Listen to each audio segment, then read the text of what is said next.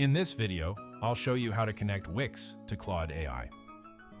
First, open Claude AI and sign in to your account. Once you're on the main screen, click your profile icon in the bottom left corner, then select Settings. In the left sidebar, scroll down to the Connectors section and click Add, then Browse Connectors to view all available integrations. At the top of the page, click the search bar and type Wix. When Wix appears in the search results, click the Add button or the ++ icon next to it. Claude will begin the connection process and redirect you to the Wix authorization page. Sign in to your Wix account using the account you want to connect.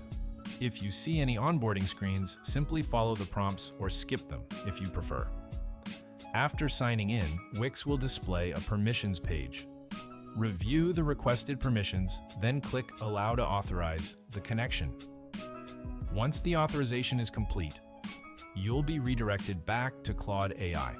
You should now see Wix listed under your connected services in the Connector section, confirming that your account has been linked successfully. And that's how you can connect Wix to Claude AI.